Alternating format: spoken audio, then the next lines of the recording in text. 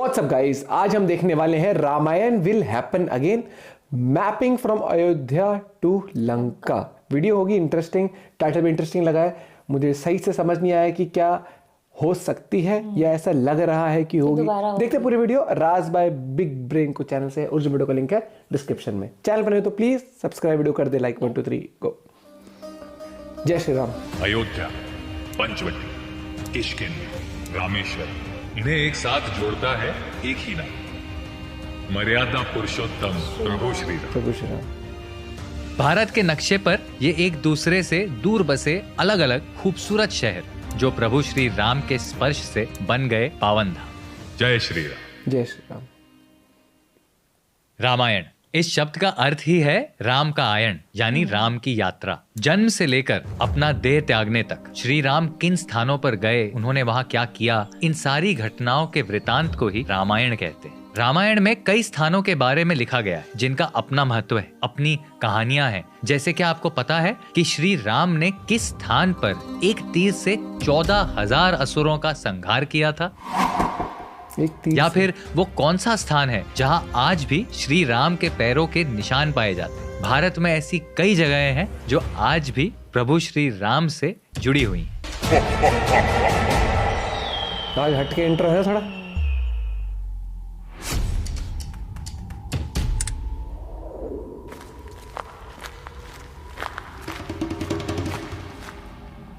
Editing भाई साहब बहुत गजब।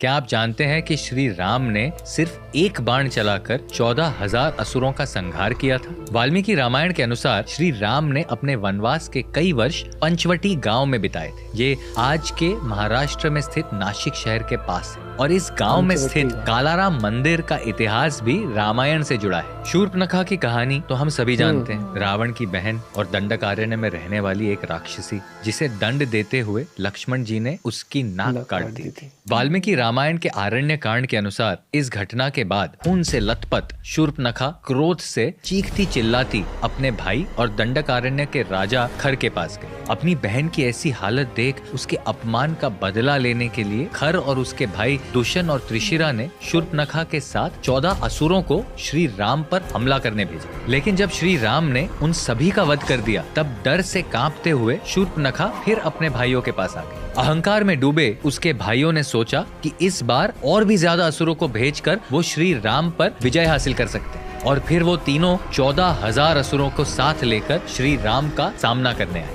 हजारों की संख्या में आए असुर सभी दिशाओं से श्री राम पर हमला करने लगे, लेकिन फिर श्री राम ने अपना गंधर्व अस्त्र निकाला और आसमान की ओर एक बाण छोड़ा। देखते ही देखते ये बाण हजारों बाणों में बदल गया और इससे पहले कि असुर कुछ समझ पाते, उन सभी 14,000 असुरों का वध हो गया। इसके बाद श्री राम ने खर, दुष्यंत और त्रिशिरा का भी वध कर दिया और दंडकारण्य असुर राज से मुक्त हो गया। माना जाता है कि जिस जगह ये घटना घटी थी वहीं आज पंचवटी का कालाराम मंदिर स्थित है। इस मंदिर में स्थापित श्री राम और माँ सीता की मूर्तियां काले रंग की हैं और इस मंदिर की इमारत को भी काले पत्थरों से ही बनाया गया है। श्री राम ने काल बनकर इन असुरों को मौत के घाट उतारा था और इसी के सम्मान में ये मंदिर बनाया गया है।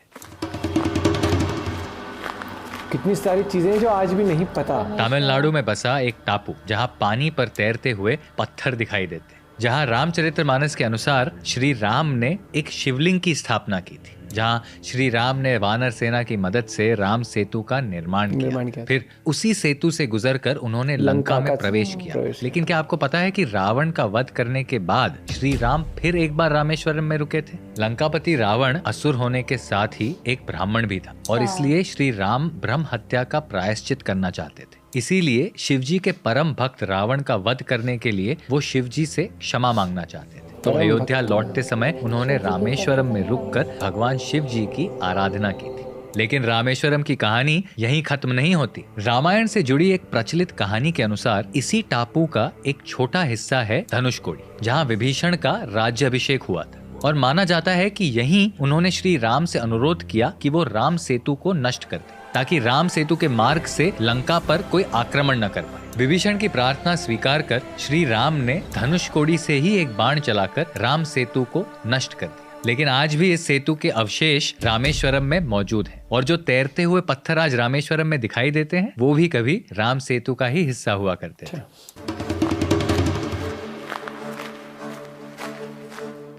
वाल्मीकि रामायण में ऐसे कई पात्र हैं जिन्होंने रामायण में एक महत्वपूर्ण भूमिका निभाई। उन्हीं में से एक थे गिद्धराज जटायु। माना जाता है कि उनकी कहानी का एक अहम हिस्सा है आंध्र प्रदेश का लेपाक्षी शहर। वाल्मीकि रामायण के आरण्य कांड के अनुसार जब दुष्ट रावण माँ सीता का हरण कर उन्हें लंका ले जा रहा था, तब उसका सामना जटायु से हुआ। जटायु गिद्धों के राजा थे और भगवान श्री राम के पिता राजा दशरथ के परम मित्र भी थे। जब जटायु ने माँ सीता की पुकार सुनी तो उन्होंने रावण के पुष्पक विमान का रास्ता रोक लिया और उनके बीच एक युद्ध छिड़ गया। जटायु ने पूरी वीरता से रावण का सामना किया, पर वो इतने बूढ़े हो चुके थे कि उनका शरीर रावण की ताकत के आगे ज्यादा देर तक टिक नहीं पाया और रावण ने एक आखिरी प्रहार कर जटायु के पंख काट दिए। इस खतरनाक वार के कारण खून से लथपथ जटायु जमीन पर आ गए और उसी स्थान पर जख्मी हालत में श्री राम का इंतजार करते रहे और उनसे मिलने के बाद ही उन्होंने अपने प्राण त्यागे। कहते हैं जिस स्थान पर वो गिरे थे वो आंध्र प्रदेश का लेपाक्षी शहर था, जहां आज जटायु के सम्मान में उनकी एक विशाल मूर्ति बनाई गई। लेपाक्षी शहर अपने आप में एक बेहद ही रहस्यमय जगह है। वहां वीरभद्र मंदिर है जिसमें बसा हवा में तैरता हुआ अंतरिक्ष स्तंभ। लेपाक्षी मंदिर का कल्याण मंडप, जहां मान्यता के अनुसार शिवजी और माँ पार्वती का विवाह हुआ था। माता सीता के चरण चिन्ह और 20वीं सदी में हुए पुरातात्विक उत्खनन में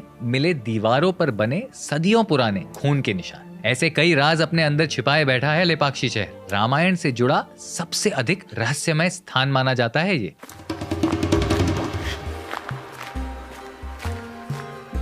एक ऐसी जगह जहां प्रभु श्री राम के पद चिन्ह आज भी मौजूद है। यह है मध्य प्रदेश का चित्रकूट शहर, जिसे श्री राम की तपोभूमि कहा जाता है। वाल्मीकि रामायण के अयोध्या कांड के अनुसार यही वो जगह है जहां श्री राम के छोटे भाई भरत उनसे मिलने आए थे। जिसे अयोध्या के सिंहासन पर बैठकर राज्य संभालना चाहिए, वो यहाँ वन में बैठकर यहाँ मिल रहे हैं। ये कैसा न्याय है? अपने बड़े भाई की अवस्था देख भरत ने ये कहा था। तब दुख से पीड़ित मन के साथ श्री राम और भरत ने एक दूसरे को गले लगाया। इसी स्थान पर आज श्री राम और भरत के पद चिन्ह देखने को मिलते हैं। इस भावुक घटना के सम्मान में चित्रकूट में राम भरत मिलाप मंदिर की स्थापना भी की गई है। लेकिन राम भरत मिलाप के अलावा चित्रकूट में इस घटना से जुड़ी और एक रहस्यमय जगह है, गुप्त गोदावरी गुफा। मान्यता के अनुसार जब श्री राम को भरत से अपने पिता दशरथ के मृत्यु की खबर मिली, तब उन्होंने इसी गुफा में पिता के सम्मान में शुद्धि पूजा की थी, जिसमें शामिल होने के लिए स्वर्ग के सभी देवी देवता, गंधर्व और पवित्र नदियां भी आई थी, जिनमें महाराष्ट्र के त्र्यंबकेश्वर से निकलने वाली गोदावरी नदी भी शामिल थी। कहते हैं श्री राम से मिलकर गोदावरी इतनी मंत्रमुग्ध हो गई कि उन्होंने खुद को छोटे छोटे झरनों में बदल दिया ताकि वो यहीं रह सके श्री राम की सेवा में। आज भी इस गुफा में ये झरने दिखाई देते हैं, लेकिन इनके असली स्रोत का पता आज तक नहीं चल पाया है और इसीलिए इस जगह को गुप्त गोदावरी नाम दिया गया है। रामायण से जुड़ा ये वो स्थान है जहाँ पहली बार हनुमान जी अपने प्रभु श्री राम से मिले। सुग्रीव और बाली का राज्य किष्किंध। वाल्मीकि रामायण के अनुसार जब सुग्रीव अपने साथियों के साथ एक पर्वत पर रह रहे थे, एक दिन उन्होंने 2 युवराजों को उनकी ओर आते देखा, तो उन्होंने हनुमान जी से ये पता लगाने भेजा कि वो कौन है। हनुमान जी पहले तो एक ऋषि के रूप में उनसे मिलने आए, लेकिन जैसे ही उन्हें श्री राम और लक्ष्मण जी पर विश्वास हुआ, वो अपने असली रूप में आ गए और उन दोनों को सुग्रीव के पास ले गए, जहाँ उन्हें सुग्रीव और बाली की कहानी पता चली। रामचरितमानस के अनुसार एक बार सुग्रीव और उनके भाई वानर राज बाली का सामना एक मायावी राक्षस से। उस राक्षस ने चुनौती देकर छल से बाली और सुग्रीव को एक पर्वत पर एक छोटी गुफा की ओर बुलाया और जैसे ही उसने इन भाइयों को देखा, वो गुफा के अंदर जाकर छुप गया। सुग्रीव के मना करने के बावजूद बाली अकेले ही उस गुफा में चले गए। मेरे लौटने का इंतजार करो, अगर मैं वापस नहीं आया तो समझना मेरी मृत्यु हो गई।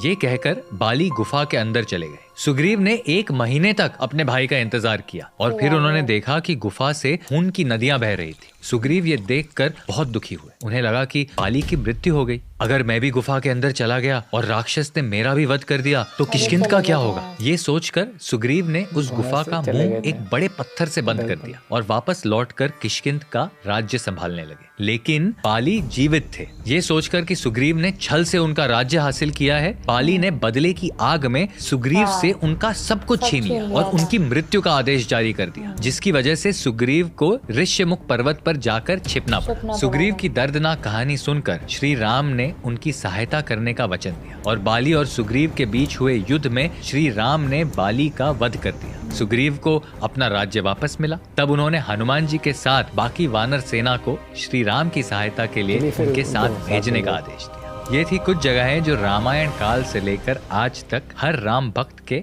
मन में बसी हैं। भारत के कण कण में राम बसे हैं और भारत के कोने कोने में उनकी कहानियां छिपी। आज जब अयोध्या में भव्य राम मंदिर स्थापित हो गया है, तो देश और दुनिया से करोड़ों लोग राम जन्मभूमि और राम लल्ला के दर्शन के लिए अयोध्या जा रहे हैं। लेकिन अगर आप सच में रामायण को समझना चाहते हैं, तो अयोध्या के साथ ही रामायण से जुड़े अन्य स्थानों को भी महत्व दीजिए, जो प्रभु श्री राम के जीवन से जुड़े हुए उनके भी दर्शन कीजिए। क्या आप इनमें से किसी जगह पर पहले भी गए हैं? हमें कमेंट्स में जरूर बताइए। अगर वीडियो अच्छा लगा हो तो लाइक और शेयर जरूर करें। ऐसी और वीडियो काफी इंटरेस्टिंग थी। और जैसे मुझे जटायु की मतलब मैंने सुना था कि वो जो मूर्ति बनाई हुई है पूरी, जो बहुत बड़ा हो गया, किष्किंध जगह का वो जहाँ वो मिले थे, मुझे नाम मेरे को नाम ध्यान नहीं था। नहीं, मैंने मतलब मुझे जब इन्होंने बताया ना, मुझे एग्जैक्ट प्रोनाउंसिएशन नहीं वो आ रही थी, लेकिन किष्किंध ऐसे कुछ है ये पता था मुझे। आप हमेशा देखना, दौर कोई भी हो, पॉलिटिक्स, कूटनीति, डिप्लोमेसी जिसे कहते हैं, हर टाइम पर हुई है सहायता, ह्यूमैनिटी भी, हर एक चीज़। तो इसलिए कहा जाता है ना कि अब ज़्यादा हो गया है, कि वो ऐसे ही त्रेता युग, सत्ययुग, कलयुग आप कहते हैं ना, तो हर चीज़ का होता है। लेकिन फिर भी आज भी आप देखोगे ना, आज लाइफ कैसे भी हो, आज भी जो इमोशंस है वो इंसानों में है, जो श्रद्धा है, जो श्रद्धा है और जो विश्वास। कितने भी हम खुश रह लें, लेकिन बुरा वक्त आता है ना इंसान पे, यार थोड़ा सा भी डावाडोल होता है, तो सबसे पहले भगवान की याद आती है। तब उसको याद नहीं आता कि मेरे बैंक बैलेंस आपका कितना भी पैसा रखा हो, लेकिन जब इंसान थोड़ा सा घबराता है ना, उसको भगवान याद आता है। हेल्थ खराब होती है तो भगवान याद आता है। वो ऐसा कनेक्शन है जो आपको एक साहस कह लो, भरोसा देता है। नॉर्मल भी ऐसे नहीं, हे भगवान ऐसा ना, हे भगवान ये हो जाए, हे भगवान काश ये हो जाए। मतलब अगर आपको मान लो यूट्यूब पे भी आपने वीडियो डाली है, उसमें व्यूज भी चाहिए ना, तो आप कई बार ऐसे करते हैं, ए भगवान यार इस वीडियो पे व्यूज आ जाए। ये नहीं कहेंगे कि यूट्यूब के मालिक को फोन करेगा, भाई इस वीडियो पे व्यूज दे दी यार, ऐसे नहीं होता। बाकी वीडियो इंटरेस्टिंग थी, बहुत कुछ जानने को मिला। और हमेशा ही राज चैनल से बहुत सारी वीडियोस जितनी भी आती है, कुछ ना कुछ हटके ही जानने को मिलता है, जो कि या तो पता होता है या नहीं भी पता होता, तो फिर जानने को मिलते हैं। कोई चीज़ ऐसी होती है जो पता थी लेकिन हम भूल चुके हैं, कॉन्टेक्स्ट भूल चुके हैं, उसके बारे की कहानी मतलब वो धुंधली हो जाती है कई बार माइंड में, वो चीज़ है। तो भाई ज़रूर आप लोग भी वीडियो सजेस्ट कर सकते हो चैनल से, जिन पे हमें रिएक्ट करना चाहिए। बाकी मिलते हैं आप सब लोगों से एक और वीडियो के साथ। Till then bye, have a good day, take care.